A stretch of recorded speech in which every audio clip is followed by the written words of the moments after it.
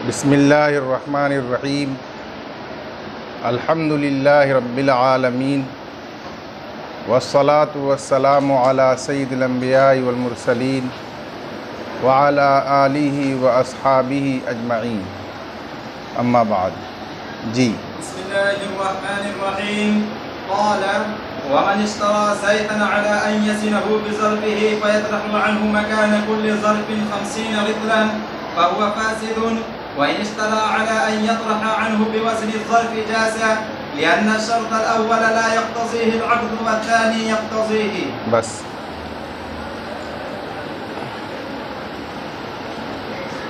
इस इबारत में ये मसला बयान किया गया कि अगर किसी शख्स ने बर्तन में मौजूद तेल को ख़रीदा इस शर्त के साथ कि बाए कुल वज़न से बर्तन के बदले में 50 रितल कम कर देगा, तो ये बै फासिद होगी शर्त फासिद की वजह से। और अगर बर्तन में मौजूद तेल को ख़रीदा इस शर्त के साथ कि बाए कुल वज़न से बर्तन के वज़न के बक़द्र कम कर देगा, तो इस सूरत में ये बै शर्त मुनासिब की वजह से जायज़ हो जाएगी। इसकी तफसील ये है कि मिसाल के तौर पर तनवीर ने एक बर्तन में मौजूद तेल को अल्ताफ़ से ख़रीदा।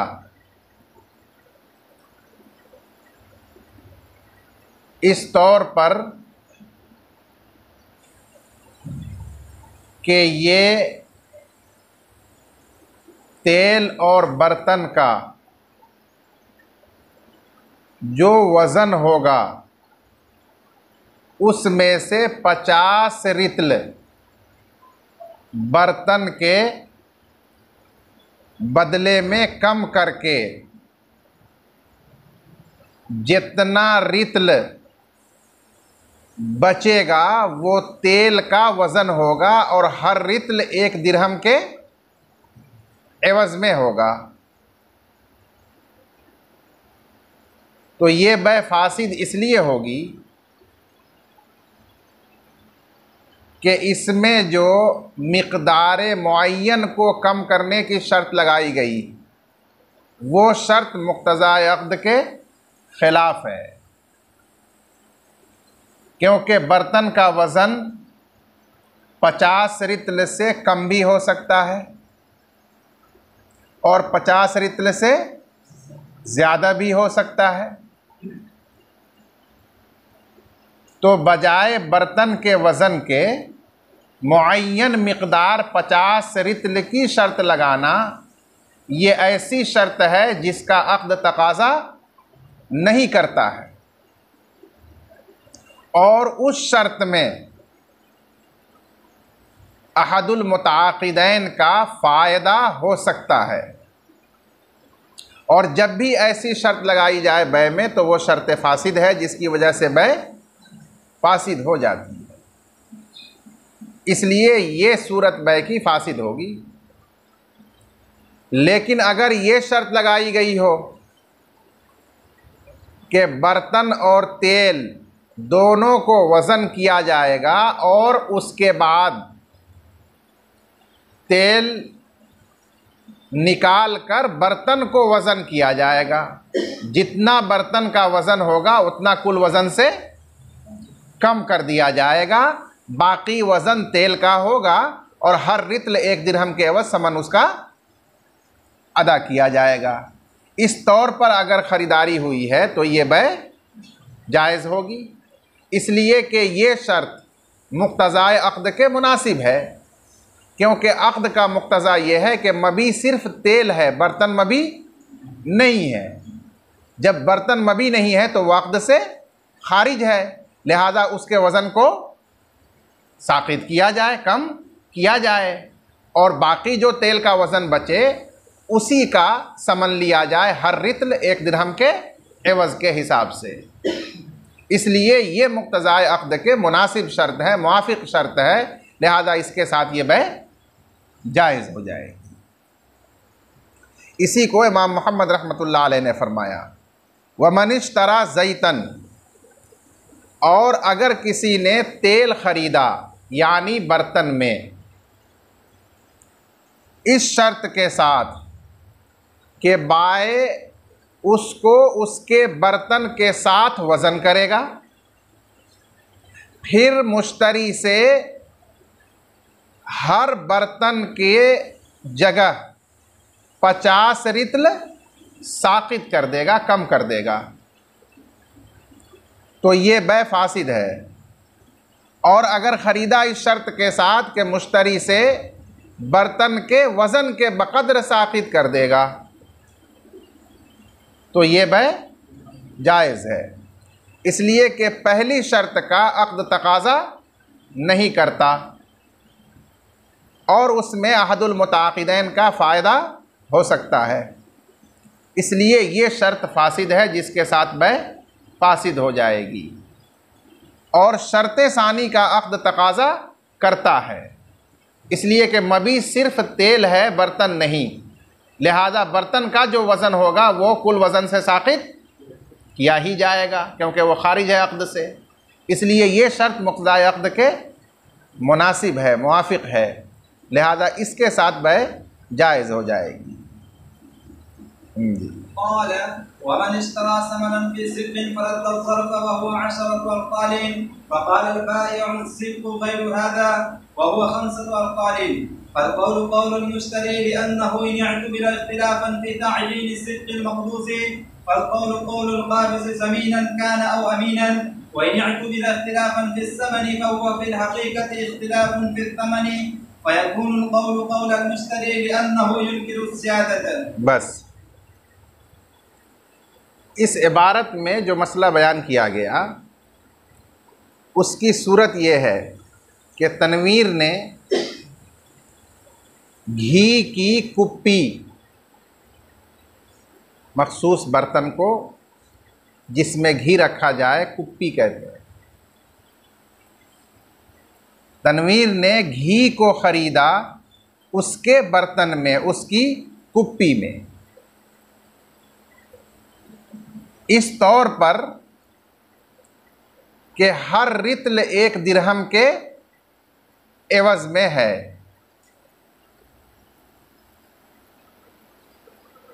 जब उस घी को कुप्पी समीत तौला गया, वज़न किया गया, तो फ़र्ज़ कीजिए वो 100 रितल का हुआ। अब उसे लेकर मुश्तरी अपने घर गया और उसमें मौजूद घी को इस्तेमाल किया या अपने बर्तन में मुंतकिल कर लिया और ये कुप्पी खाली करके लाकर बाए को वापस किया कि ये आपकी कुप्पी है जिसका वज़न 10 रितल है। तो अब 10 रितल 100 में से कम करके बाकी बचता है 90 रितल, तो 90 रितल का ये हुआ 90 दिरहम समन। उस वक्त बाए ने कहा कि ये वो कुप्पी नहीं है जिसमें मैंने आपको घी दिया था, वो कुप्पी इससे हल्की है, 5 रितल की, आप बदल के दूसरी कुप्पी लाए हैं, लिहाजा 5 रितल कम कीजिए कुप्पी का वज़न और 95 रितल घी का वज़न हुआ, इसलिए आप 95 दिरहम समन दीजिए। ये है मुश्तरी और बाय के दरमियान इख्तिलाफ और निज़ा की सूरत।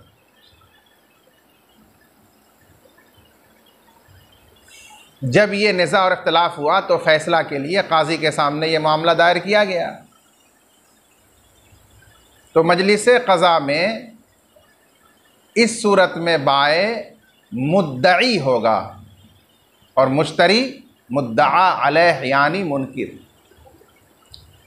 बस पहले बाय को उसके दावा पर बय्यना कायम करने के लिए कहा जाएगा।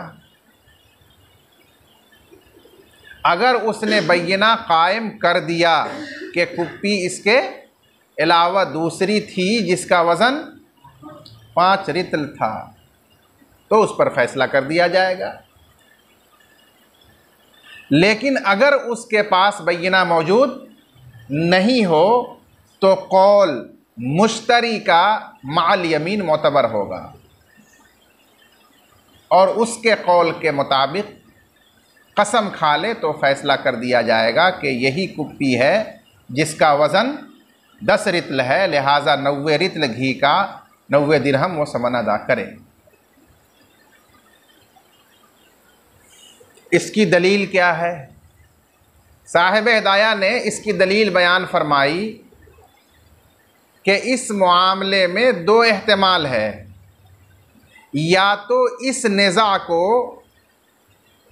मकबूज कुप्पी के बारे में निज़ा करार दिया जाए कि ये निज़ा और झगड़ा मकबूज कुप्पी के बारे में हुआ है कि ये है या दूसरा है।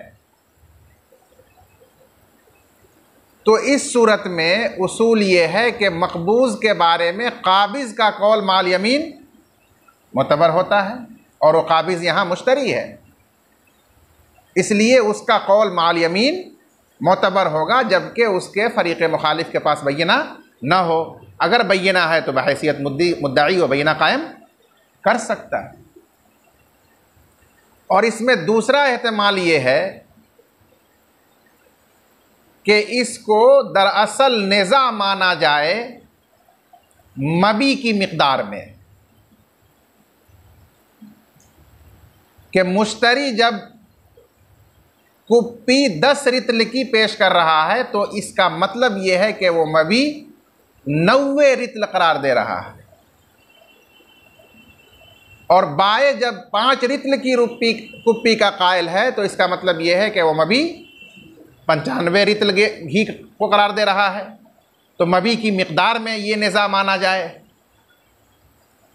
तो साहिब हिदाया फरमाते हैं कि मबी की मिक़दार में जो निज़ा हो, कब्ज़ा हो जाने के बाद दरअसल वो निज़ा समन की मिक़दार में होता है, क्योंकि मबी तो कब्ज़ा किया जा चुका, अब जो मामला है वो समन का है।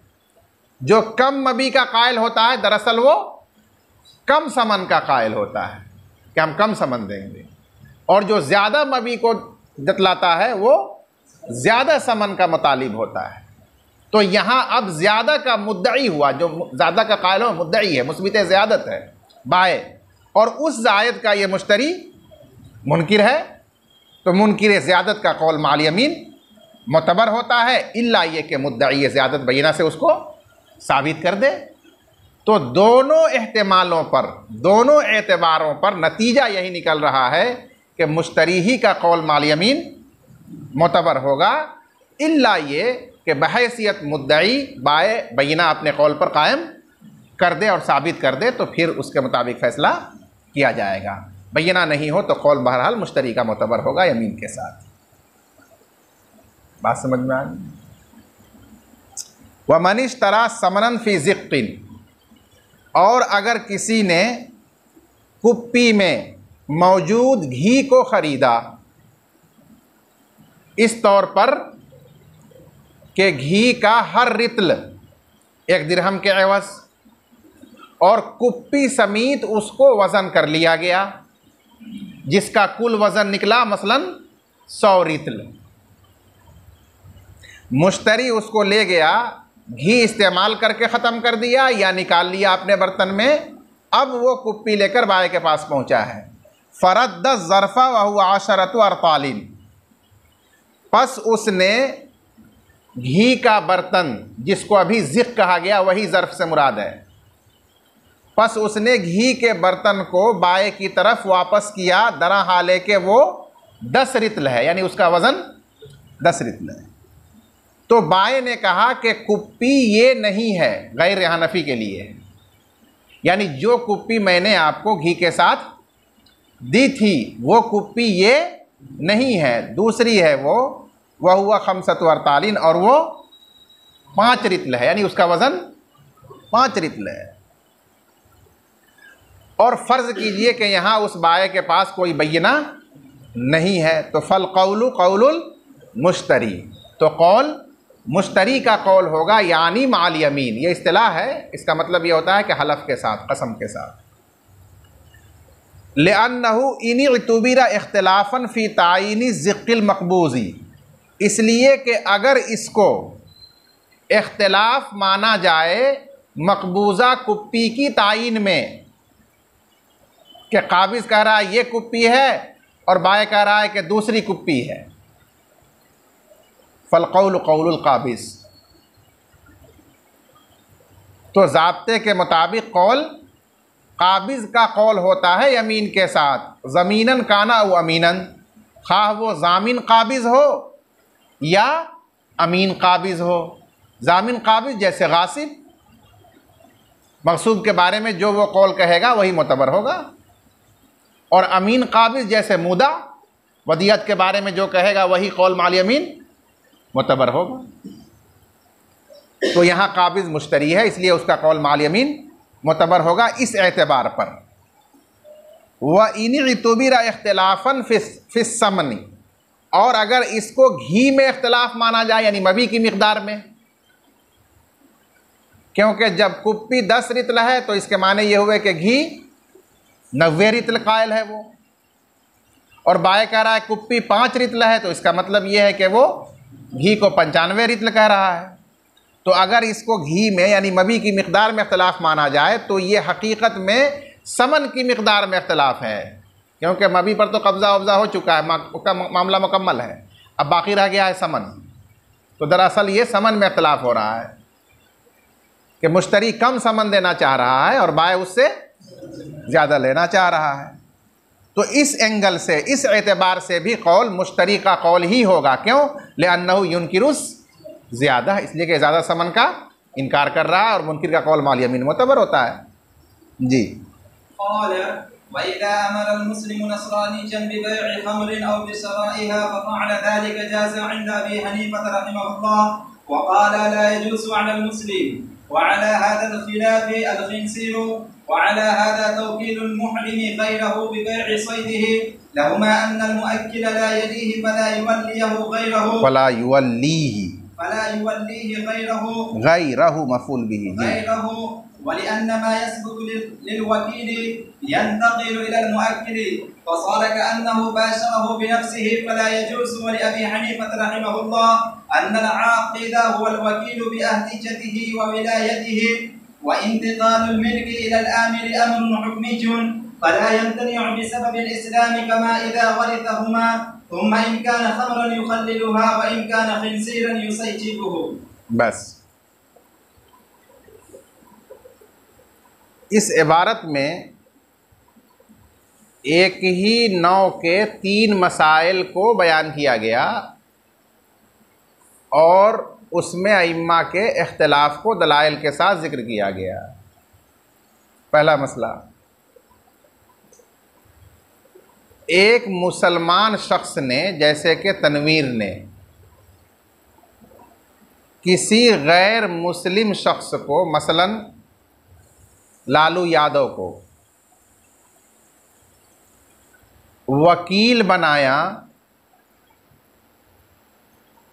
शराब को बेचने या ख़रीदने का, कि मेरी मिल्क में फला जगह शराब रखी हुई है, उसे आप लीजिए और जाकर किसी से बेच दीजिए।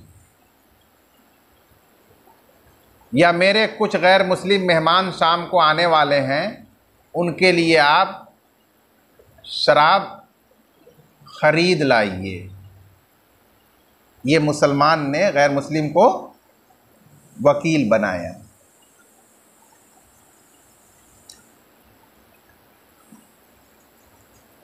इस पर तमाम अइम्मा का इत्तेफाक है कि ये वकील बनाना मकरूह है। अब उसके बाद वो वकील गया और बेच दिया, या ख़रीदने का वकील था तो ख़रीद कर ले आया, तो हज़रत इमाम अबू हनीफ़ा रहमतुल्लाह अलैह के नज़दीक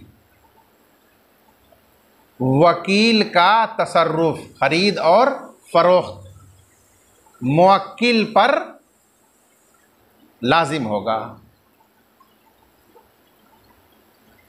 लिहाजा अगर वो बिकवाया है तो जो वो समन ला कर देगा उसे लेकर ये सदका करेगा, और अगर ये खरीदवाया है तो शराब अगर खरीदवाया है तो उसको सिरका बना लेगा, नमक नींबू उसमें डालकर इतनी मुद्दत छोड़े रहेगा कि उसका नशा ख़त्म हो जाए, सिरका बन जाएगा, अब वो हलाल हो जाएगा। उसका ज़िम्मेदार बहरहाल मुवक्किल होगा, मुवक्किल पर वो तसर्रुफ़ लाजिम होगा। अहनाफ में से साहिबैन और दूसरे अइम्मे सलासा इमाम मालिक, इमाम शाफ़ी, इमाम अहमद रहिमहुमुल्लाह, इन जमहूर फ़ुक़हा का मसलक ये है कि वकील जो ख़रीदेगा या बेचेगा वो मुसलमान पर लाजिम नहीं होगा, क्योंकि ये तौकील ही सही नहीं थी। लिहाजा उसकी वजह से वकील का किया हुआ तसर्रुफ़ मुवक्किल पर लाजिम नहीं होगा, बल्कि अगर वो बेचा है तो वकील उसका ज़िम्मेदार है, ख़रीदा है तो वकील उसका ज़िम्मेदार होगा। मुवक्किल पर उसका ख़रीद और फ़रोख्त करना लाजिम नहीं होगा। अपने लिए उसने ख़रीदा या अपने लिए उसने बेचा, ये समझा जाएगा।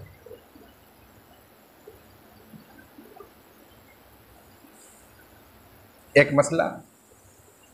दूसरा मसला है शराब ही की तरह खिंजीर का, कि खिंजीर को बेचने का वकील बनाया या मेहमान गैर मुस्लिमों को खिलाने के लिए ख़रीदने का वकील बनाया। तो इमाम साहब के नज़दीक अगरचे ये तौकील फ़ी नफ़सी मकरूह है लेकिन मोतबर है,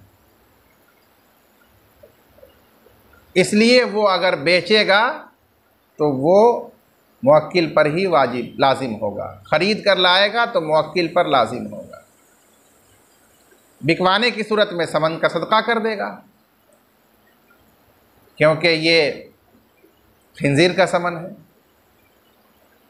और ख़रीदवाया है तो उस खिंजीर को भगा देगा, कहेगा कि इसको भगा दो।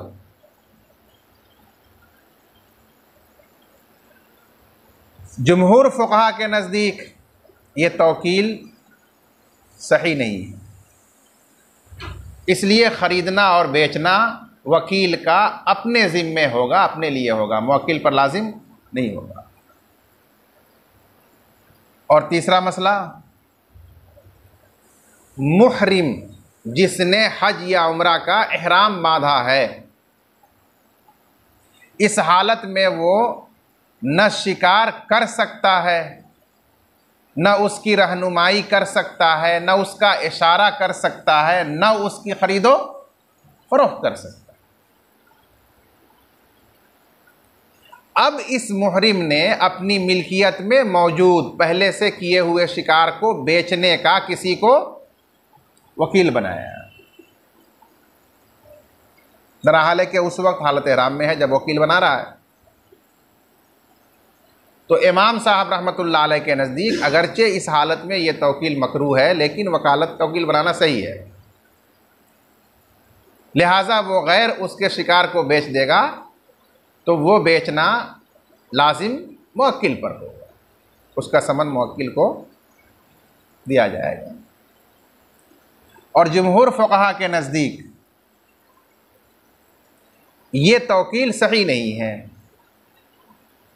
इसलिए उसका बेचना मुवक्किल पर वाजिब और लाजिम नहीं होगा। वो उसका अपनी ज़ात से अपने लिए बेचना होगा।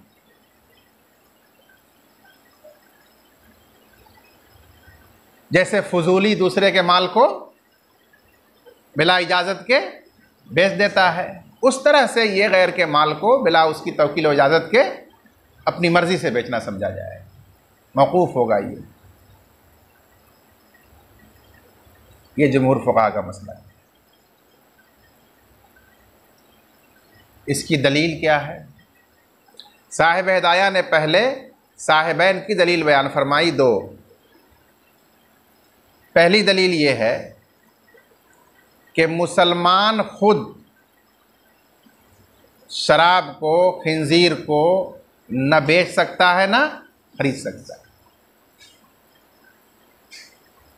तो जिस तसर्रुफ का खुद मालिक न हो, उस तसर्रुफ का दूसरे को मालिक नहीं बना सकता, और वकील बनाना ये तसर्रुफ का मालिक बनाना है। जैसे मजूसी मुशरिक औरत से मुसलमान खुद निकाह नहीं कर सकता, तो किसी को वकील भी नहीं बना सकता कि तुम मेरा निकाह किसी मजूसी या मुशरिक औरत के साथ कर दो। अगर वो करेगा तो मुतबर नहीं होगा। इसी तरह मुहरिम खुद शिकार को नहीं बेच सकता, मालिक नहीं है इसका, तो वो दूसरे को इसका वकील भी नहीं बना सकता। ये पहली दलील है। और दूसरी दलील ये है कि जो तसर्रुफ वकील करता है और उस तसर्रुफ से जो हुक्म साबित होता है वो इब्तिदाअन मंसूब होता है वकील की तरफ, और फिर इंतहान वो मुंतकिल हो जाता है खुद ब खुद मुवक्किल की तरफ। हालांकि यहाँ मुवक्किल मुसलमान होने की वजह से खमर या खिंजीर की न तमलीक कर सकता है बेचकर, और न खरीद करके उसका मालिक बन सकता है।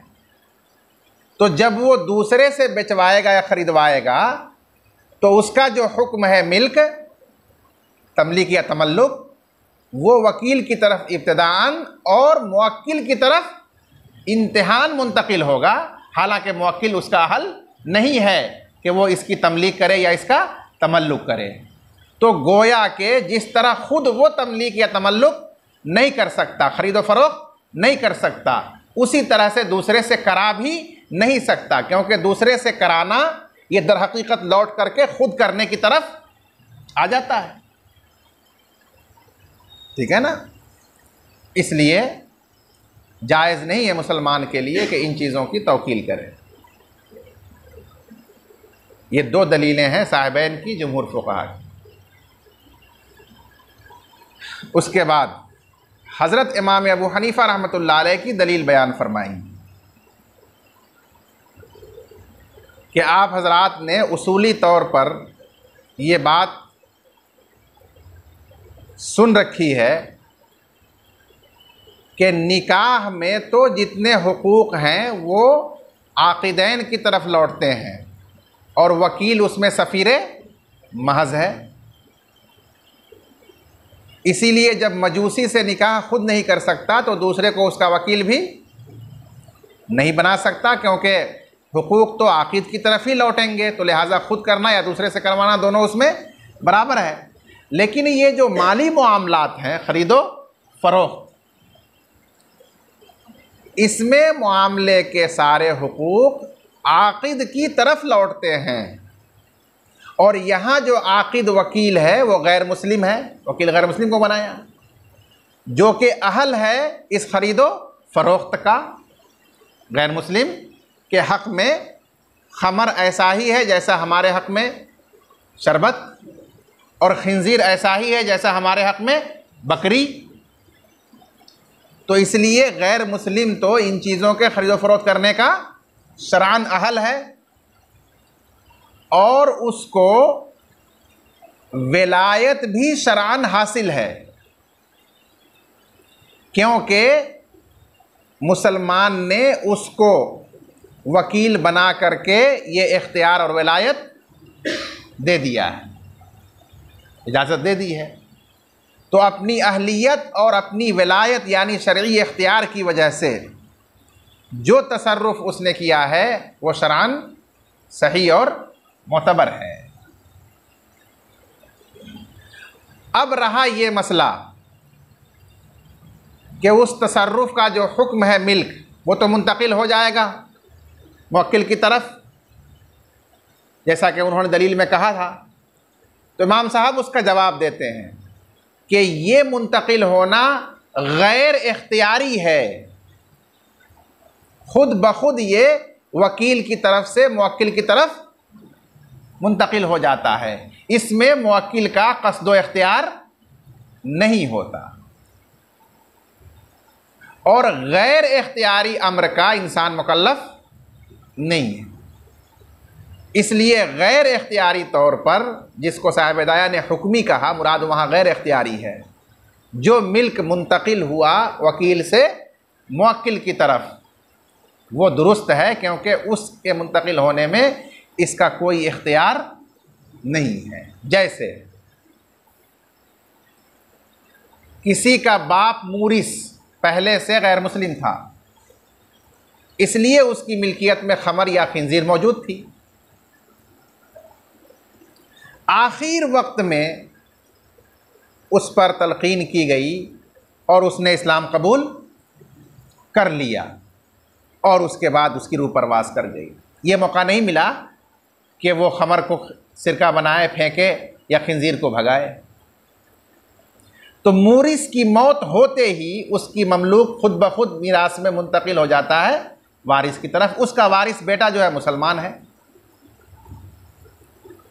तो कानून मीरास के मुताबिक जितनी चीज़ें मूरिस की ममलूक हैं वो सब वरासत में अब मिल्क हो जाएगी वारिस की, जिसमें खमर और खिंजीर का भी वो वारिस बन जाएगा। और अब जो बाप पर वाजिब था उस पर वाजिब होगा कि वो सिरका बना ले खमर का और खिंजीर को भगा दे। तो देखिए ये वो सूरत मौजूद है जिसमें गैर इख्तियारी और जबरी तौर पर एक मुसलमान खमर और खिंजीर का मालिक बन जा रहा है।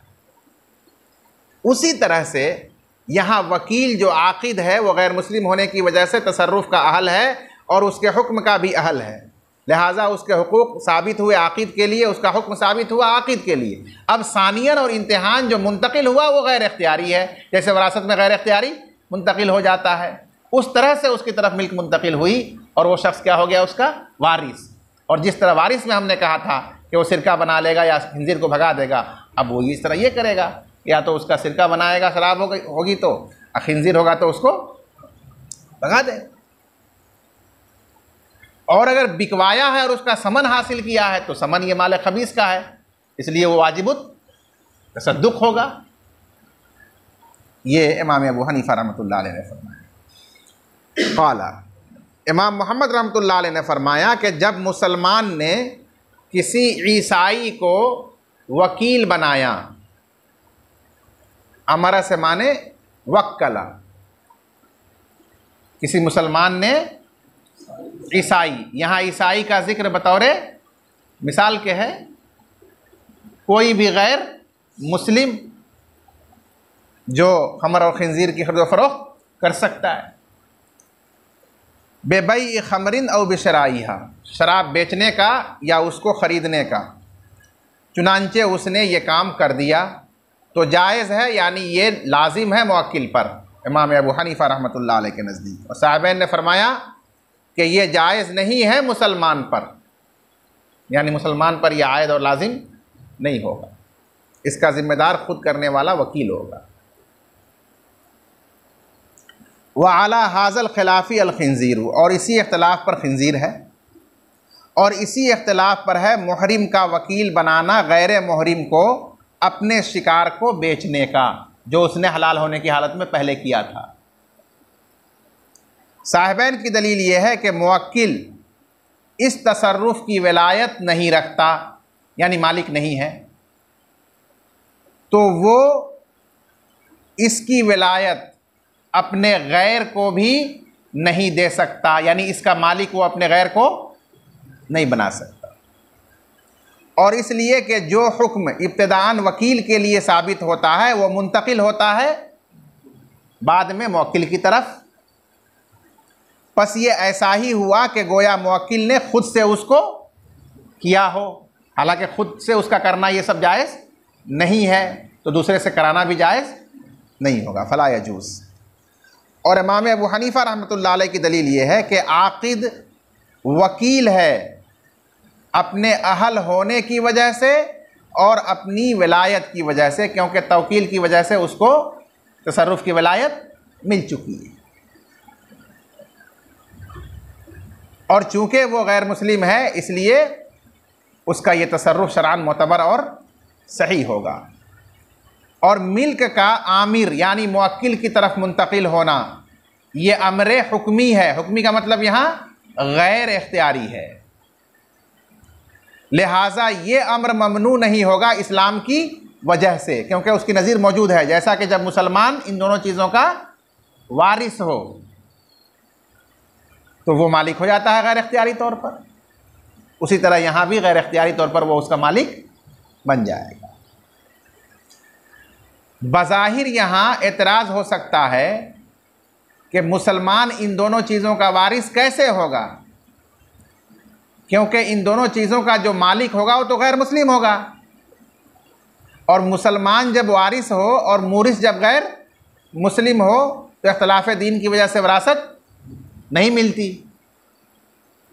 तो इसलिए यहाँ उसकी सूरत वाज़े करनी पड़ेगी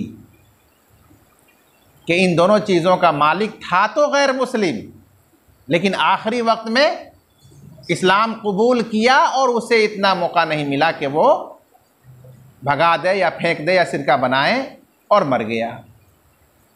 तो अब उसके ममलूक में ही, उसकी मिल्कियत में ही ये चीज़ें रही, और मौत होते ही खुद ब खुद गैर इख्तियारी तौर पर, हुक्मी तौर पर वो चीज़ मुंतकिल होकर मुसलमान वारिस के कब्ज़े में आ गई, मिल्क में आ गई। अब जो काम मूरिस ने नहीं किया वो इस पर आयद हो गया कि अब उसको फेंके, भगाए, ख़त्म करे, लेकिन विरासत तो हो गई। उसी तरह फिर अगर वो शराब हो जो ख़रीदवाया है तो उसका सिरका बना ले, और जो ख़रीदवाया है अगर वो खिंजीर हो तो उसको आज़ाद कर दे, भगा दे।